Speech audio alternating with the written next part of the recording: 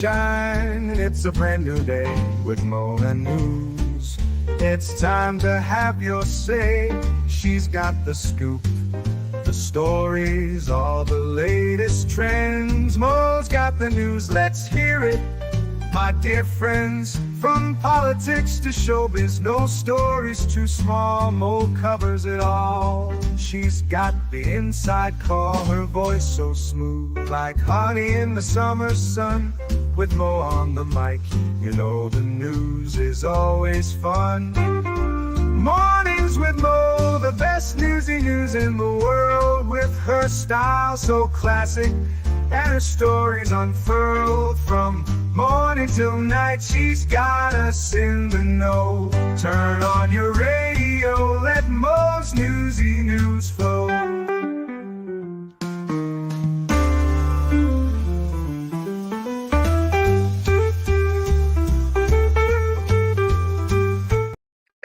Good morning, everyone. It is Thursday, June the 13th, which means, okay, for the weirdo, book lover that I am, I only have one more day to wait until the next book in a series is out. So I'm like, come on today, Lolly, don't be boring. So I can just, so I can just start reading.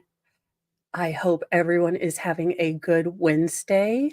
Thank you, Wolfram, for doing all of the Modly Mod stuff. Jess, good morning. Erin, Olivia, good morning. Kim and Alice G, good morning. Thank you so much. I am feeling more myself, which means I am wearing wigs and looking like someone else, which I'm sure my mother and Dr. Phil would have a lot to tell me about. Good morning, Penny Ward. Our first story, because of course, when I saw this, we all had to see it. Good morning, John Gary and Fraud It Terminator. Welcome to our Wednesday morning roundup of crazy shenanigans news. But any article that involves Maury Povich, the man that sick me and uh, college me watched religiously to feel slightly better about myself, and the fact that I generally know who fathered my children. Anywho, let's get on to the story. I was a quote unquote out of control teen on The Maury Show 25 years ago, and it helped me turn my life around. I did always wonder what happened to those kiddos who got, the boot camp treatment on these talk shows in, the golden age of talk shows. Sally, Jesse, Raphael, where is that woman? I think my love for interesting glasses came from her. I must do a story. I hope she hasn't died. I'll be so sad. Sex, cigarettes, and sneaking out all colored Kristen White's adolescence in the late 1990s. Scolds from her older sister Noelle didn't inspire the then high school sophomore to fix up her act. Pleas from her cancer-stricken mother, Tori, fell on deaf ears. A wayward White who behaved badly sans fear of retribution due to her mom's failing health even threatened her family with physical violence. But a 1999 appearance on The Maury Show finally scared the then 16-year-old Jersey girl straight. I got booed by the audience, drill sergeants screamed in my face, and then I was taken away to boot camp, White, now 40, told the Post. It was a scary experience, but it gave me the wake-up call I needed. Uh, and 25 years later, the televised intervention continues to have an indelible impact on White's life, as well as on social media. Good morning, Kim Fortuno. I hope you're having a lovely Thursday. So, interesting.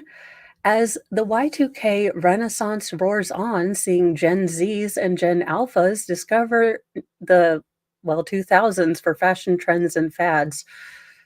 Note to any of your Gen Z, Gen Alpha people, um,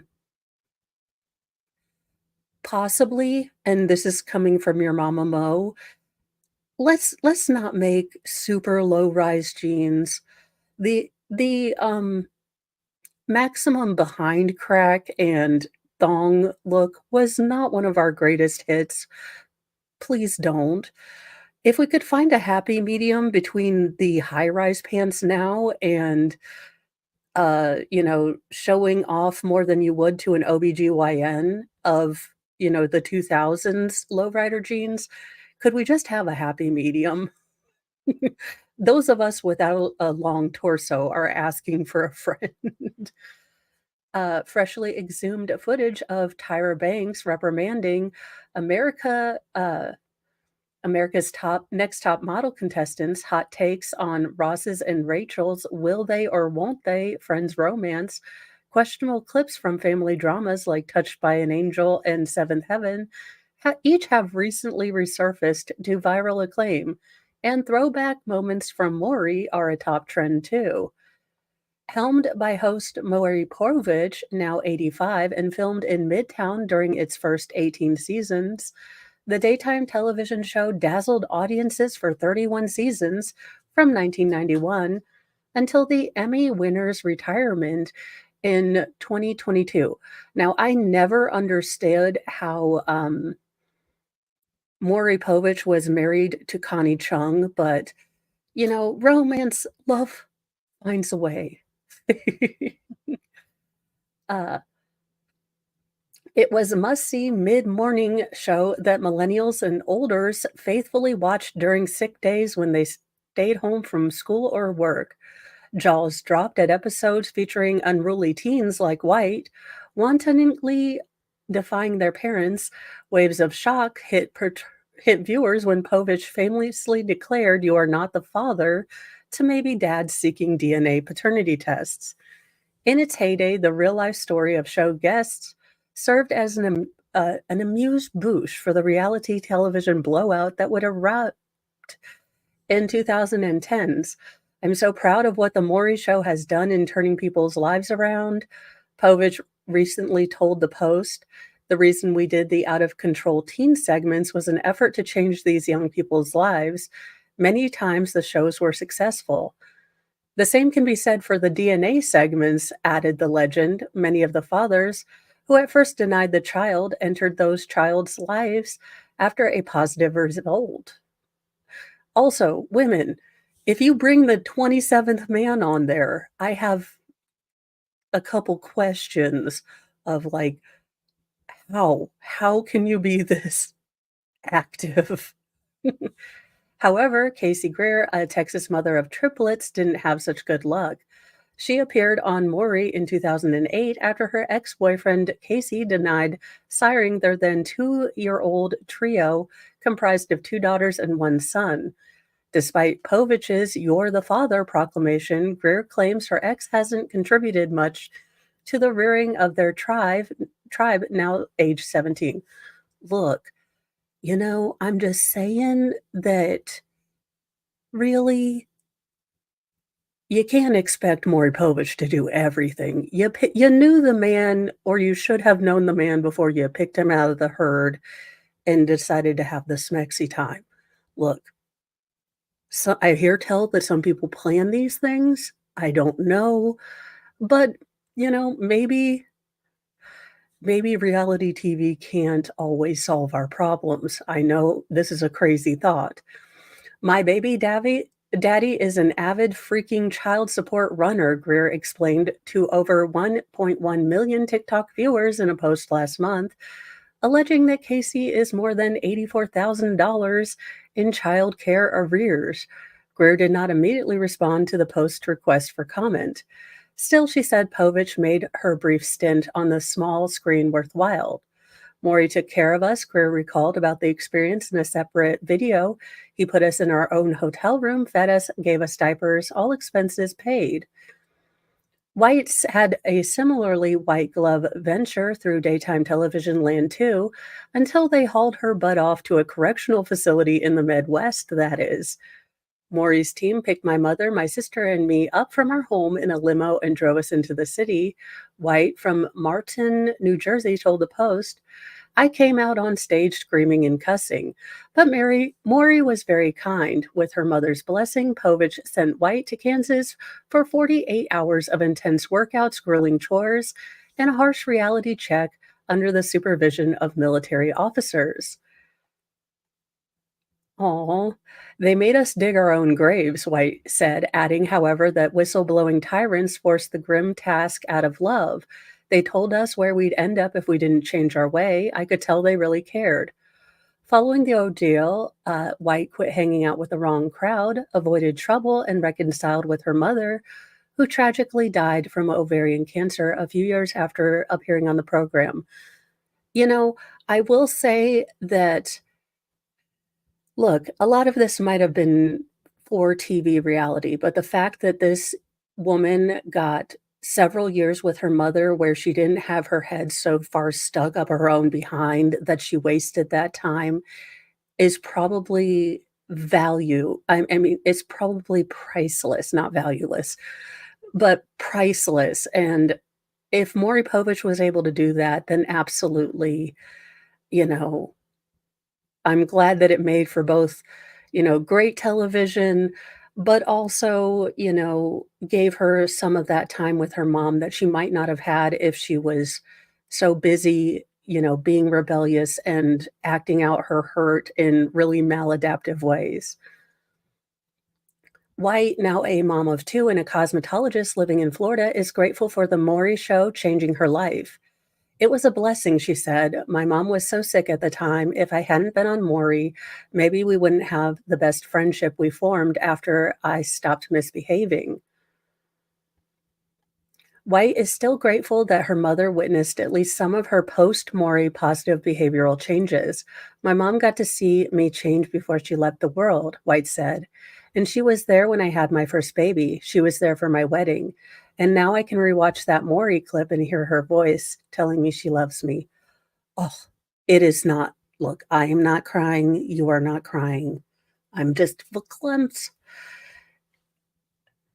Uh, a missing jet has been found submerged in Vermont's Lake Champlain. So Champy might not be there, or maybe he was playing around in the sunken wreck. Who knows? 53 years after a private plane carrying 5 men disappeared on a snowy Vermont night, experts believe they have found the wreckage of the long lost jet in Lake Champlain. The corporate jet disappeared shortly after departing the Burlington Airport for Providence, Rhode Island, on January 27, 1971. Those on board included two crew members and three employees of a Georgia development company, Cousins Properties, who were working on a development project in Burlington. Uh, Initial searches for the 10-seat jet commander turned up no wreckage, and the lake had frozen over 4 days after the plane was lost. At least 17 other searches happened until underwater searcher Gary Kozak and a team using a remotely controlled vehicle last month found wreckage of a jet with the same custom paint scheme in the lake close to where the radio control tower had last tracked the plane before it disappeared. Sonar images were taken of the wreck found in 20 feet or 200 feet or 60 meters of water near Juniper Island. With all those pieces of evidence, we're 90% or 99% sure, Kozak said Monday. The discovery of the wreckage gives the families of the victims some closures and answers a lot of the questions they had, he said. While relatives are grateful and relieved that the plane has been found, the discovery opens up more questions and old wounds. To have this found now is a peaceful feeling. At the same time, it's a very sad feeling. Barbara Nikitas, niece of pilot George Nikita, said in an interview with the Associated Press on Tuesday, "We know what happened. We've seen a couple photos. We're struggling, I think, with that now." Frank Wilder's father, also Frank Wilder, was a passenger on the plane. "Spending 53 years not knowing if the plane was in a lake or maybe on a mountainside around there somewhere was distressing," said Wilder, who now lives outside of Philadelphia And again, I'm feeling relieved that I know where the plane is now, but unfortunately, it's opening other questions. We have to work on those now. When the ice melted in the spring of 1971, debris from the plane was found on Shelburne Point, according to Kozak. An underwater search in May of 1971 was unable to find the wreckage. At least 17 other searches happened, including in 2014, according to Kozak. At the time, authorities were spurred on by curiosity after the Malaysia Airlines plane disappearance that year, with the hope that new technology could find the wreck, but it didn't. Barbara Nikitas, who lives in Southern California with her cousin Christina Nikita Coffey, who lives in Tennessee, is the daughter of George Nikita, spearheaded a recent search effort and contacted the other victims' relatives. What was fascinating in reconnecting with the group is that everyone had pieces of the pie and the puzzle, and when we started sharing information and sharing documents, we got a much greater uh, understanding and perspective of the information and how we're all impacted by this, said Charles William, whose father, Robert Ransom Williams III, was an employee of Cousins Property who was on the plane. He also called Kozak a hero for his dedication to finding the plane. After a 2014 search was unsuccessful, Kozak became intrigued and searched a sonar survey of the lake taken by the Lake Champlain Maritime Museum and Middlebury College. He found 4 anomalies on the lake floor. Then in 2022, a colleague, Hans Hug of Sonar Research Search and Recovery in Exeter, New Hampshire, and his friend who had an ROV said they wanted to look for the plane, Kozak said. The team found the plane, but it turned out to be a military aircraft. Apparently, holy fazoli's, like, stay away from Lake Champlain if you're, you know, near Vermont.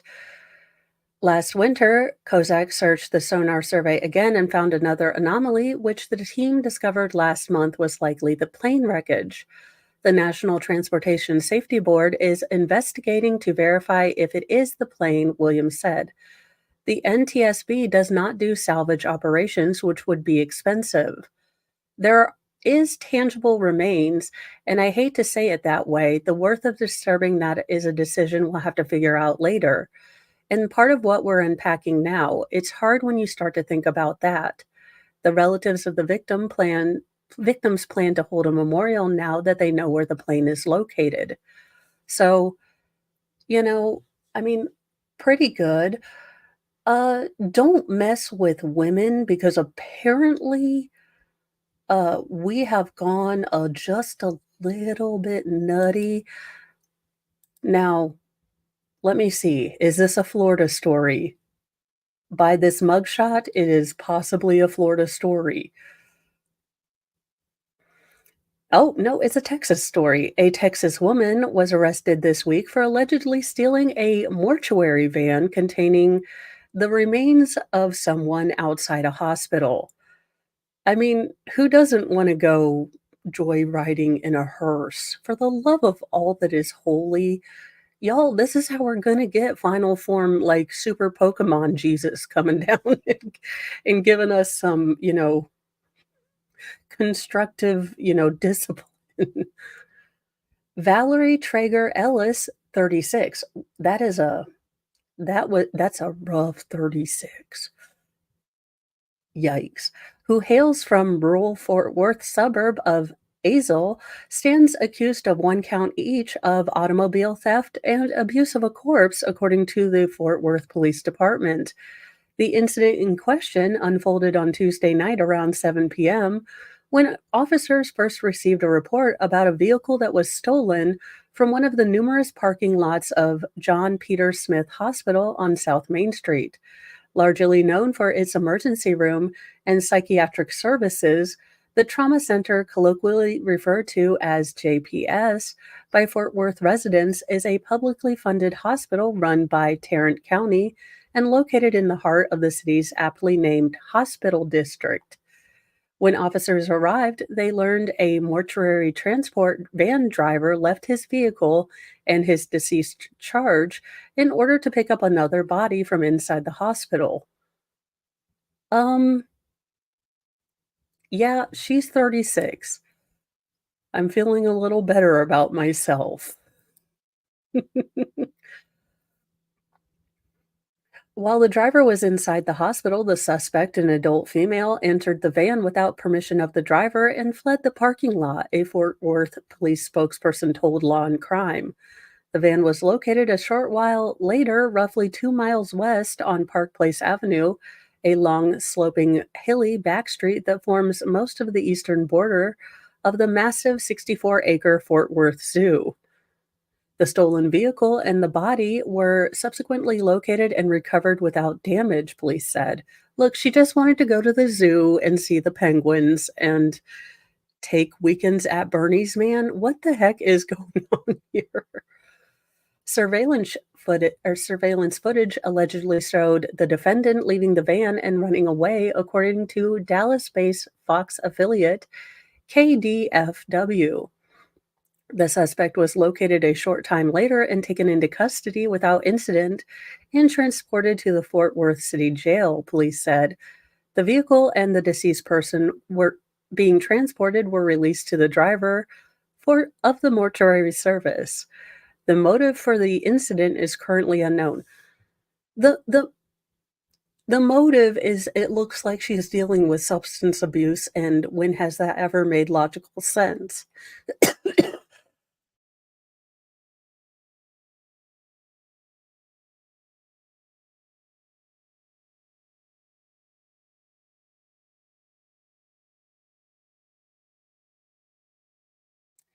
There you go. Don't leave your, van, your mortuary van with the keys inside it. I didn't think that this was going to be something we'd have to do a safety convo about, but I'm sure his HR will be, you know, giving him all of the grief for that. Uh, the prophecies have come true. I didn't know there was a prophecy, but the reported birth of a rare white buffalo calf in Yellowstone Park fulfills a Lakota prophecy. Does this mean we get 7 more weeks of summer? Because I'm not sure about that. The reported birth of a rare white buffalo in Yellowstone's National Park fulfills a Lakota prophecy that portends better times. Well, thank you. Thank you, you little white calf. If we're gonna have better times, I'm okay with it. Yeah, I just ever since I worked at the therapy pool, which was it was indoor and, even if you work really hard to keep air filtration going, uh, it's ever since I worked at the pool, when I get a cold, it goes right into my chest, so who knows? But I am actually feeling better. I just sound, well, terrible when I cough. So, let's see here. According to the members of the American Indian tribe, who cautioned that it's also a signal that more must be done to protect the earth and its animals. The birth of this calf is both a blessing and a warning. We must do more. Chief Aroval Looking Horse, the spiritual leader of the Dakota, and Nakota Oyate in South Dakota, and the 19th keeper of the sacred white buffalo calf woman pipe and bundle. The birth of the sacred calf comes after a severe winter in 2023 drove thousands of Yellowstone buffalo, also known as bison, to lower elevation. More than 1,500 were killed and sent to slaughter or transferred to tribes seeking to reclaim their stewardship over an animal their ancestors lived alongside for millennia. Aaron Bracken of Caspel took several photos of the calf shortly after it was born on June 4th in Lamarck Valley. Thank you, John Coman, for the $5. Speaking of the Maori, did we ever find out if Harvey Cthulhu is or Maury is the father? Hail Overlord Dictor Van Doomcock, future ruler of Earth. You know, Harvey Cthulhu is and has always been, and maybe he was just maybe it was like the Holy Trinity. He just came into being, and we just use father and son because we don't understand that kind of, supernatural craziness. Let's see here. He was so the calf was born on June 4th in the northeastern corner of the park. Her family was visiting the park when she spotted something really white among a herd of bison across the Lammer River. Traffic ended up stopping while the bison crossed the road, so Bratton stuck her camera out of the window to take a closer look with her telephoto lens. I look and it's this white bison calf, and I was just totally, totally floored, she said. After the bison cleared the roadway, the Brattons turned their vehicle around and found a spot to park. They watched the calf and its mother for 30 to 45 minutes. And then she kind of led it through the willows there, Bratton said. Although Bratton came back each of the next 2 days, she didn't see the white calf again. For the Lakota, the birth of the white buffalo calf with a black nose and eyes uh, and hoofs is akin to the second coming of Jesus Christ, Looking Horse said. Lakota Legends says about 2,000 years ago, when nothing was good, food was running out, and bison were disappearing, white buffalo calf woman appeared, presented a bowl pipe and a bundle to a tribal member, and taught them how to pray, and said the pipe could be used to bring buffalo to the area for food. As she left, she turned into a white buffalo calf.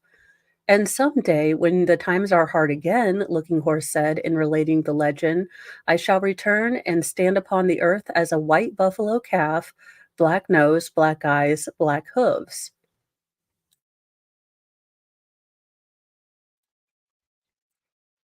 A similar white buffalo calf was born in Wisconsin in 1994 and was named Miracle, he said.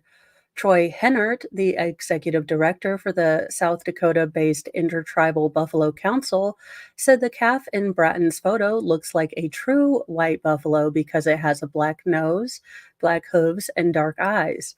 From the pictures I've seen, that calf seems to have all those traits, said Heinert, who is Lakota. An albino buffalo would have pink eyes. A naming ceremony has been held for the Yellowstone calf, Looking Horse said, though he declined to reveal the name. A ceremony celebrating the calf's birth is set for June 26 at Buffalo Field Campaign headquarters in West Yellowstone. Other tribes also revere white buffalo. Many tribes have their own story of why the white buffalo is so important, Heinert said. All stories go back to them being very, very scared. Heinert and several members of the Buffalo Field campaign say they never heard of a white buffalo being born in Yellowstone, which has wild herds.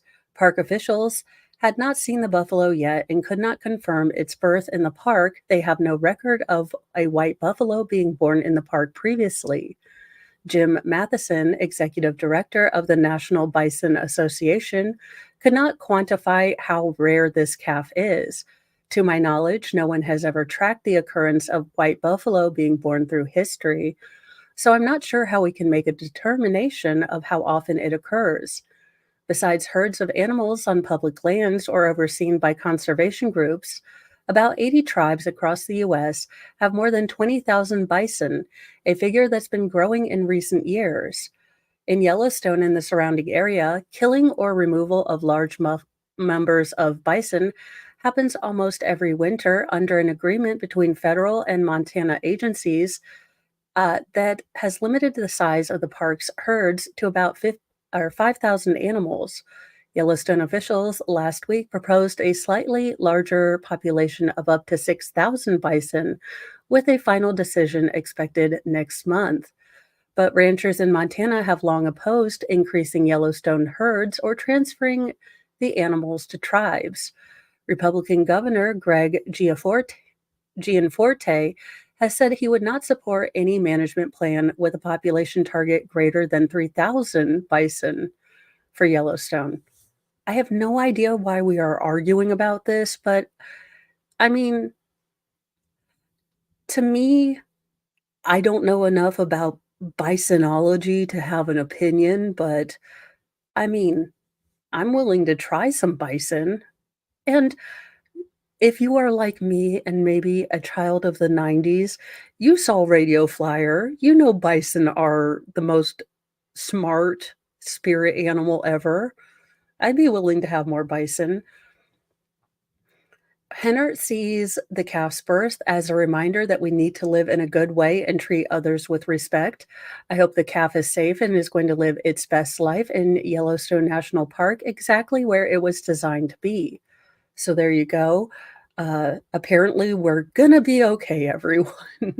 Now, as long as, we don't find the red heifer at the same time, because I don't know where we stack dueling, grazing animal prophecies, but the red heifer one is supposed to have caused some major shenanigans to happen.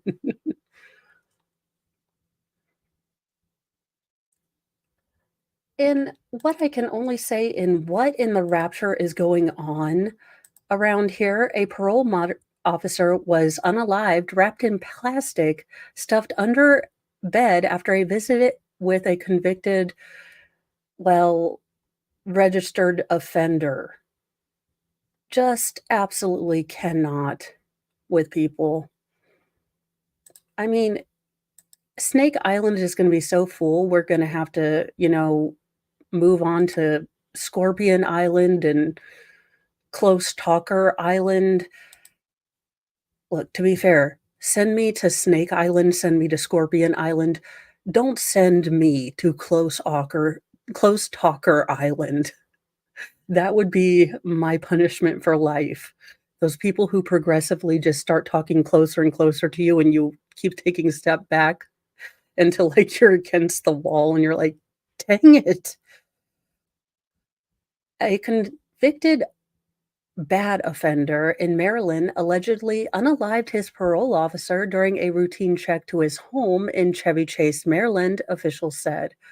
Maryland Department of Public Safety and Correctional Services parole and probation agent Davis Martinez, 33, was found dead shortly after 6 p.m. on May 31st. Thanks, Fraud at Wrangler, for the super chat. Yeah, we're on Snake Island 3.3, and Captain Kern sent me a Lord Chippy illustration, so I just need to work on that today uh, to get that going. I'm okay with Kimono Dragon. You know what? I think every species should be allowed to have their own island. Let's see here. The department responded to the home of 54-year-old Emmanuel Edward Sewell after Martinez did not return from a visit. Cops entered the apartment and found Martinez dead inside with Sewell gone. Washington, D.C. NBC affiliate WRC obtained an arrest affidavit that said cops located a bloody towel near the front door. Martinez's body was reportedly found wrapped in plastic under a bed. Now, criminals and my children, hiding something under your bed does not make it disappear. Cops issued an arrest warrant. Oh, the cause of death has yet to be revealed, but officials say Martinez suffered multiple injuries and was murdered. Cops found Martinez's car in the parking lot and believed his cell phone was ditched in a dumpster. Cops issued an arrest warrant for Sewell, and they captured him around 5 p.m. on June 1st as he drove on Interstate 64 near Hurricane, West Virginia, nearly 400 miles from Chevy Chase. Sewell is charged with second-degree murder, but that reportedly is expected to be up to first-degree murder. He was extradited to Maryland, and a judge arraigned him on a second-degree murder charge on Monday. Officials said Sewell was released in 2021 after serving 25 years in prison for a violent assault. WRC reported Sewell broke into a man's sleeping apartment in October 1996, bound his hands and feet, and assaulted him in the biblical sense. Corrections officials said Martinez had been Sewell's parole officer for a while. It's typical for officers to conduct checks alone. Officials believe Martinez was the first parole officer in Maryland to be killed in the line of duty. Martinez had worked in the Silver Spring office for about 6 years. Davis Martinez was a thorough, caring agent who sought to help lives of clients and improve them, said Parole and Probation Director Martha Dannard. The Silver Spring office will sorely miss him because he was a sensitive soul who was always helping everyone. The department posted a video of coworkers talking about his passion for the job and his willingness to help people change their lives. In a 2021 interview with the department as part of the tribute video, Martinez talked about his love for his coworkers. Overall, I do see them like a second family, he said. Yeah, I'm kind of okay with that. Lord Chippy is going to have so many candidates. In interesting and historic news, a 106 or a 1,660-year-old, oh, for the love of Cheetos, numbers, 1,600 years old. Third time's the charm. Fragment identified as the oldest written account of Jesus' childhood has been found. Now, I do wonder if Jesus was like, no to calculus too. I'm just joking. I always ask my mom, well, what did Jesus do as a teenager? And she's like, we don't know. And then I realized that, you know, if I had, well, Jesus powers when I was a teen, I would not have used them correctly. So maybe Jesus did a little bit of walking on water when he was a teen. Like, y'all, I just don't want to have to take off my sandals, okay? Blasphemy aside, let's get into the story. A recently deciphered manuscript dating back to the 4th or 5th century, stored in a university library in Hamburg, Germany, has been identified by researchers as the earliest surviving account of Jesus Christ's childhood. Our findings on this late antique Greek copy of the work confirm the current assessment that the infancy of Gospel of Thomas was originally written in Greek, said a papyrologist, which I did not even knew was a thing. Gabriel Gnocchi Macedo from University of Liège in Belgium. The papyrus fragment, dating back more than 1,600 years, had gone unnoticed for decades at the Hamburg Karl von Oskli State and University Library until Macedo and Dr. Leogius Burks from the Institute for Christianity and Antiquity at Humboldt University in Berlin identified its true origin. The small fragment, which measures just over 4 inches by 2 inches, contains 13 lines of Greek letters from late antique Egypt. The content was originally thought to be part of an everyday document, such as a private letter or shopping list, because the handwriting is so clumsy. I mean, honestly, that looks like good handwriting to me, but of I have the handwriting of the guy of John Doe from Seven, like small and cramped. But, I'm always proud of other people's penmanship. Then, by comparing it with numerous other digitized papyri, we deciphered letter by letter and quickly realized it could not be an everyday document. The researchers believe the copy of the gospel was created as a writing exercise, given the clumsy handwriting and irregular lines, in a school or monastery, which would make it an much earlier surviving copy of the gospel than the infancy Gospel of Thomas manuscript from the 11th century. The fragment of it is extraordinarily interesting for research, said Burks. On one hand, because we are able to date it to the 4th or 5th century, making it the earliest known copy. On the other hand, because we're able to gain new insights into the transmission of text. While the words in the document are not from the Bible, they describe a miracle, according to the Gospel of Thomas, that Jesus performed as a 5-year-old child as he molded soft clay from a river into sparrows and then brought them to life. I mean, to be fair,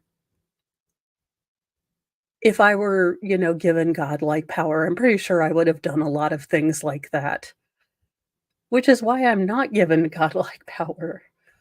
But interesting, I like all the things that we're learning. So, there you go. Jesus was into arts and crafts, therefore I should buy more arts and crafts stuff. Not sure that was the lesson that Mr. Mo would like me to take from that, but I'm okay with it. In another blast from the past, Napoleon Dynamite actor John Heder said his iconic movie dance was all freestyle, just felt the flow. Now, I'm going to be real with you guys. I like Napoleon Dynamite in spite of Napoleon, because I was much more like, we need to do a movie of LaFwanda and whatever his really weaselly uncle was, because that's a movie I want to watch, not to mention the glamour shot. But I couldn't quite, really get into that movie all that much, but has the best lines in some of like, I think you could say we're serious now. "You suckers who tried to learn the moves and do it for your middle school talent show wasted your time," Heder joked of his character's famous scene. John Heder is dishing on his sweet dance skills in Napoleon Dynamite. The actor, now 46, took the stage earlier this year in at the Plaza Live in Orlando, Florida, with co-stars Efren Ramirez and John Grease as they hosted a 20th anniversary screening of their 2004 comedy. Dang it, these movies keep getting older and dragging me with them, and I'm not sure how I feel about that. It's been 20 years since Tater Tots in Our Pockets. Oh my gosh. During a question and answer portion after the screening, Heder reflected back on his character Napoleon's iconic dance sequence near the end of the movie, where he busts a series of moves to Jabberwocky's Canned Heart in an effort to win class president votes for his friend Pedro Ramirez, now 50. "It was all freestyle," Heder said, joking to the audience. "You suckers who tried to learn the moves to do it for your middle school talent show wasted time. Every should have just felt the love, put on some sweet tunes, and just feel the flow. That's what I did," he quipped in addition. Preston, Idaho, or Napoleon Dynamite follows Heder's Napoleon, an awkward high schooler in Preston, Idaho, dancing his way through life while navigating social perils and never losing sight of who he is. Made on a budget of $400,000, the independent film went on to earn $44 million in theaters and has grown into a comedy classic thanks to its quirky characters, quotable dialogue, and finicky llama named Tina. Directed by Jared Hess, the movie included a supporting cast of Tina Mongiorno as Deb, Aaron Rule as Kip, Haley Duff as Summer, and Chandrella Avery as LaFwanda. Look, I stand LaFwanda and use it as my just awesomeness. I love LaFwanda. Grease, 66, played Napoleon in Kip's Uncle Rico, while Ellen Dubin appeared as their Aunt Eileen. Napoleon Dynamite, because it was such a sensation, even inspired an animated series that only ran for one season on Fox from January to March 2012. It was created by Jared, 44, and his wife, Jerisa Hess, who co wrote the film as well. Speaking at the same Orlando event about where their characters might be today, Heder told the audience, "I think it's not looking very good for most of them. Napoleon is probably paying child support to two different moms with two different kids. Maybe Trisha was a fling, like, let's give it a go. No, I was right the first time," he concluded, referencing the character's school dance date gone wrong. As for what could have transpired between his and Mangiarino's characters, Heder said, I didn't think it would work out with Deb. He really wants to make it work with Deb, so he's like, I gotta get some political sway to pull cool favors. So he goes with his best friend who's in high places, he added, referring to Ramirez's Pedro. Napoleon Dynamite is streaming on Hulu, so if you want to get your, you know, your early aughts, late 90s fix in, it is streaming, so there you go. In our final story, something to make you feel a little better considering we had to deal with a bunch of dumpster fire, trash bag human beinging yesterday from, Mr. Proctor. 90-year-old Michigan man receives an honorary high school diploma. A Michigan man who left school to fight in the Korean War has finally received his high school diploma at age 90. Portage Public Schools said in a news release that Bob Bonahome was issued an honorary high school diploma from Portage Central High School, where he attended classes before being drafted into the military in 1951. Bob said he often considered returning to school, but over the years, his attentions were focused on his 40-year career at a paper mill and raising his 4 children. Life just got in the way, Bob said. Bob was having breakfast with his daughter in law, Diane, when she asked him about his bucket list, and he said, I wish I had graduated and gone to the prom. His daughter in law soon contacted Portage Public Schools in the hopes of making his wish for a diploma come true. I saw the desire in his eyes when he talked about it, she said. Before his life was over, I wanted to make sure he got to enjoy and do those things. She spoke with Portage Public School Superintendent Mark Belang, and soon the elder Bonhomme was presented with his diploma Monday at a meeting of the local Board of Education. We're honored to give Bob his diploma, something he sacrificed years ago to serve his family and country. Thank you for your service to our country. I love, you know, I see echoes of this in young people today. I think that we should really start asking our young people to offer more of themselves to their community. I mean, this gentleman was drafted, but he sacrificed something that we just see as, you know, an absolute given, that people should be able to go to school, that they should be able to have some of these teenage things. And he gladly sacrificed that and then went on to working just everyday life so he could make life better for his 4 kids. I really hope that that's something that we're not black-pilled about. I think kids and teens just need a purpose, and hopefully, you know, we can start giving our young people purpose soon. I mean, if anyone needs chores done, or anyone wants to help with chores like laundry and stuff, but, you know, I guess that's not the final story because we did talk about this on Baker's channel, but apparently in Denmark, these noodles are verboten, too spicy for Denmark. Uh, Boldak ramen noodle products from South Korean company Samyang have been recalled in Denmark for being too spicy. The Danish Veterinary and Food Administration, you'd think you'd chop those up. Those don't seem to be maybe like food one place, heifers and bison another place. But I'm not from Denmark, so who knows? Announced on its website that it is recalling the multi-pack with 3 spicy hot chicken, 2 spicy hot chicken, and hot chicken stew ramen noodle products. The recall was attributed to high levels of capsaicin, the chili pepper extract that gives noodles their spicy flavor. The Technical University of Denmark Food Institute assessed that the levels of total capsaicin in a single pack of all 3 noodle products are so high that they could pose a risk to that consumers could develop acute poisoning.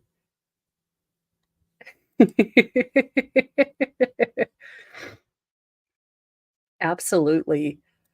Oh, I I have those cursed ramen noodles that I am going to eat on Saturday, but I have not eaten a pack of ramen noodles in years. I think it's because my mom, when she made ramen noodles, I don't know who taught her this, but she didn't add any water. She just put the dry seasoning packet on there. And I am not a salt person. So I was like, you know what? Hard pass. I'm okay.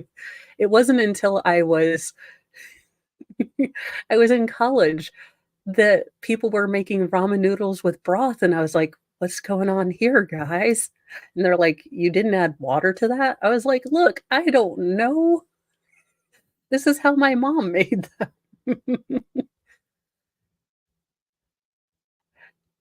Samyang released a statement to the BBC indicating that it stands behind its products. We understand that Danish food authorities have recalled the products not because of a problem in their quality, but because they were too spicy, the statement said. The products are being exported globally. This is the first time they have been recalled for the above reason. The company said it will closely look at the local regulations regarding food sold in Denmark before deciding on its next course of action in the country. Bulldek Ramen 3 times spicy, the hottest noodles in the product line, has a spiciness rating of 13,000 Scoville heat units.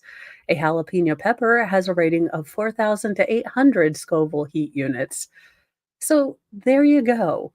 If if you want spicy ramen noodles in Denmark, you are just SOL.